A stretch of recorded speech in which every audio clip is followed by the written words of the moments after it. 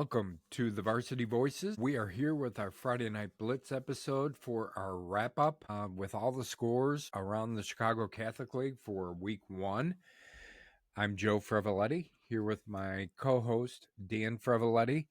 And Dan, we were out at the Bennett Hillcrest game a little earlier tonight and did some sideline reporting, or you did some sideline reporting. And we watched a little bit of that game. Why don't you start with that one, Dan, as far as the score? If you are looking to buy or sell a home, contact RE/MAX Realtor and Circle of Legends recipient Christopher Cobb. Let Chris's extensive negotiating experience work to guide you on all of your real estate buying and selling needs.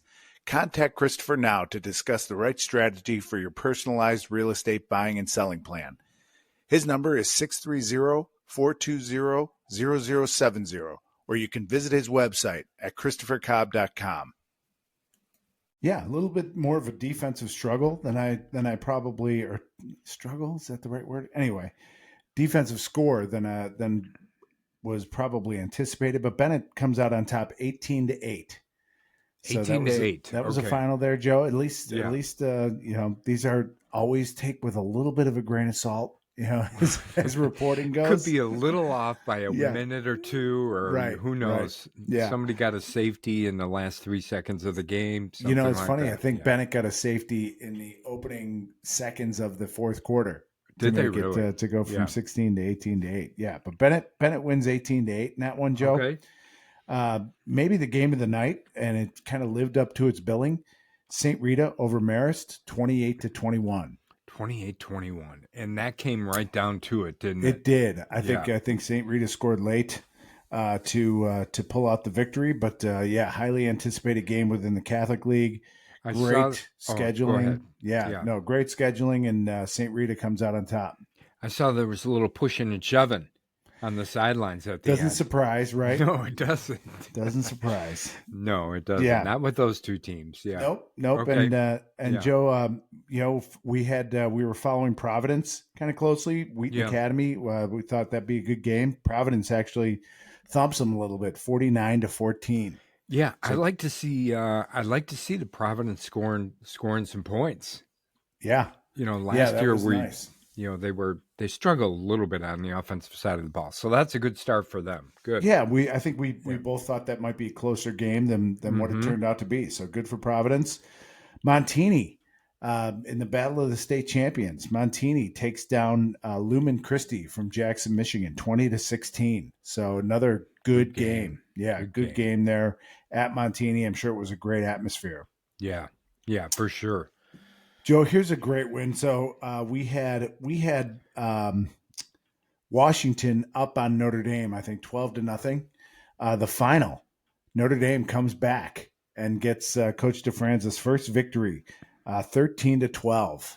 Yeah. So didn't see how that ended, and don't know if they scored late to make it 13-12, but that's a great victory for Notre Dame. Yeah, I feel good for Coach DeFranza, right?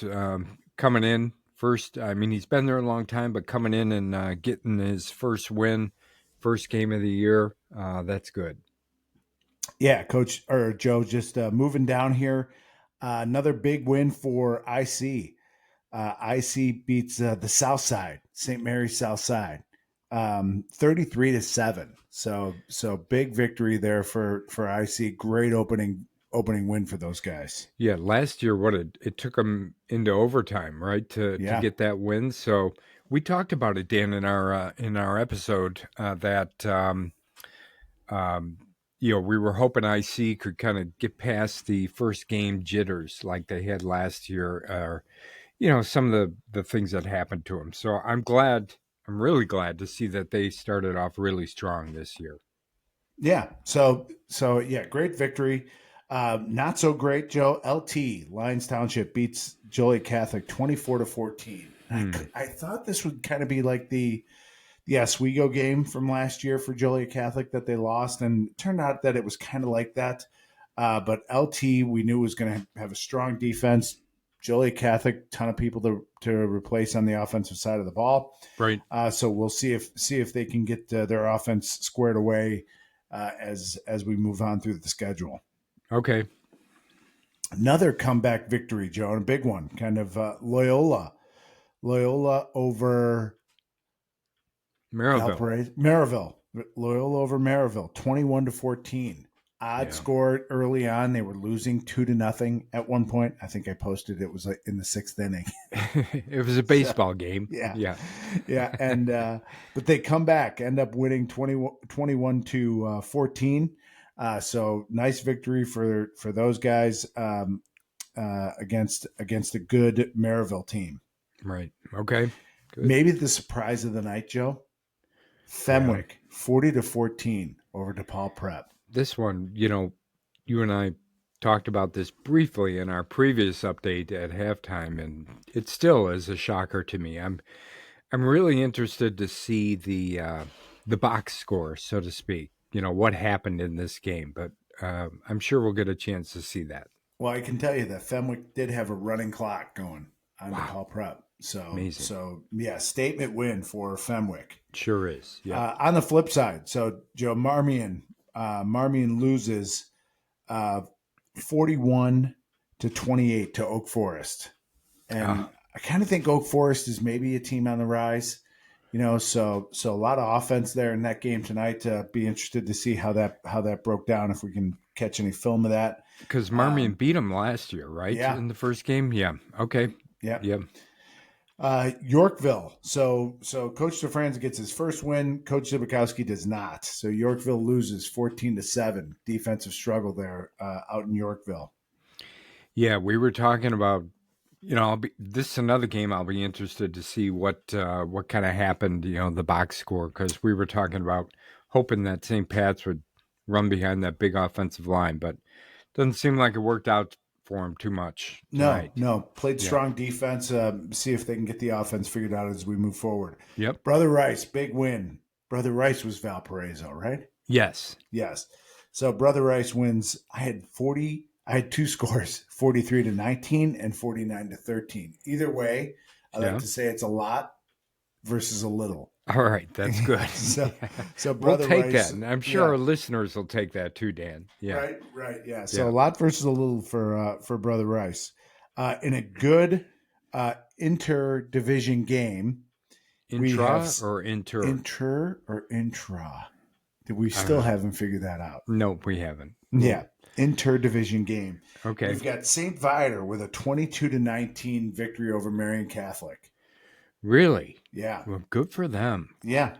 That's Robbie Gold gets his first victory. Coach Gold at St. gets Viator. his first victory. Congrats to them as well. Yeah. I think I picked Marian, but so that's interesting. That'll be fun to catch up on. Naz wins big. I think the first time in this series that this is kind of a blowout. Naz wins 33-12. Frankie Nichols played quarterback at a big night. He did. Okay. Yeah. Good. Yeah, big night. It was a close game for a while. I think the first half, it was a fairly close game. There were some explosive plays on both sides, and then I think Naz just ran away with it. Sestone had a really good night. The receiving core, and there were some pinpoint passes, so they may not skip a beat. Naz. Okay. Another blowout. This is a blowout. Carmel over Grays Lake, 52-13. So Carmel. They put up some numbers. Okay. Now they did last year too against Grays Lake, but still a really nice victory to open the season for Carmel. Yeah, bit of a statement for him, and we talked to Trey Taylor and we knew he wanted to make a statement, so he did. Yep. In a bit of an upset maybe maybe I picked it wrong. You may have picked this right, but St. Louis University beats St. Ignatius 22-3. I believe I did pick that right. Yes, Dan. You did. Yeah. You did. Yeah. And so I talked about the offense, maybe needing some time to get gelled together, but thought the scheme would prevail. Mm-hmm. That wasn't the case there. Joe, St. Lawrence. So Coach Swanson gets his first victory, and it's a shutout. They win 19-0 versus King. Yeah, another new coach getting his first victory. So we got Gold, DeFranza, and Swanson. Yeah, all with their first victories here. Yes. And then I wanted to go over, because it was a great game. I caught the tail end of it. Thursday night's game. Oh, We right. can't forget about that. St. Francis defeats Kenwood in just a total comeback victory last night. It was a Brock Phillip who kind of introduced himself to the scene. To Right. Dario Transfer in, right, from transfer Geneva? from Geneva. Yeah. Yeah. Okay. To Dario Milivojevic with 12 seconds left to give them the victory. Joe, I think the game that I don't have from tonight is De La Salle. And so if anyone wants to help us out, please do. So De La Salle was playing played Revis. Revis, right. Yes. Okay. Yeah. So that's a quick rundown of the scores, Joe, and we'll go over these in detail this weekend and talk about next week. But there's your Catholic League scores for week 1. We've got a couple games tomorrow. The big one, Mount Carmel versus Moeller, Right. Cincinnati Moeller. So we know a guy was hopping in the car after We do. a game tonight. It doesn't surprise me one bit either Not that one he's bit. heading out there. Yeah. Yep, not one bit. So safe travels, Mike, and let's hope you see a Mount Carmel victory. Yeah, and that's like an early game, right? Like 1:00 or something like that tomorrow. Yeah, I think it is. Yeah, I we've got think another so, one too. too. I think Leo and Dunbar is tomorrow. Leo and as well. Dunbar play Yep. tomorrow. Is So that that'll- it for that? That'll wrap it cover up. Yeah, Yeah. that'll wrap up. Okay. Wrap up the Catholic League schedule Yeah. for week 1. So we'll be on our way. All right. Well, good. And that's our wrap up. That's our Friday Night Blitz wrap up for week 1. And as we talked about, Dan, there were going to be some surprises, and there were. And there were going to be some, some that we thought were going to win, and they did, but there definitely were some surprises. So some upsets, some surprises. Yeah. Yeah, I kind of like those categories: upsets, surprises, and blowouts. Right. That kind of covers it, right? Well, no, we probably should have another category like as ties, predicted. As predicted. Oh, upsets, as predicted. Surprises, blowouts, as predicted. As predicted, we'd have to go between you and me, though. No, we would. Yeah, because I think I predicted more right games than you did this week. Maybe. We'll see. No, I'm not sure. We'll see. I just wanted to give that little dig to you, Dan. Yeah. But it's a good way to end my Friday night. It is a good way to end our Friday night. Now I've warmed up now that we're back in our studio here, and feels good to be back home, doesn't it? It does. Tucked in. It was fun to be on the sidelines. That was a good time. I've caught some of the videos. I think I said this is fun 56 times. But it was great. It was a great vibe. It was a really, really good atmosphere. The stands were packed. The students were into it at Bennett. Yeah. So kudos to them, and they saw a victory by the Red Wings. So that was great. We'll see if we can manage to maybe try another one of those at some point. And maybe we'll see. We'll have the post-mortem sometime this weekend and talk about that. Yes. Yeah. Sounds good. All right. Well, Thank you everybody for listening. As always, that's our Friday Night Blitz wrap up for week 1. And stay tuned. Week 2 is coming up. And as always, we appreciate you listening. Make sure you subscribe, like, and follow wherever you're listening from. And we will talk with you soon. If you are looking to buy or sell a home, contact RE/MAX Realtor and Circle of Legends recipient Christopher Cobb. Let Chris's extensive negotiating experience work to guide you on all of your real estate buying and selling needs. Contact Christopher now to discuss the right strategy for your personalized real estate buying and selling plan. His number is 630-420-0070, or you can visit his website at christophercobb.com.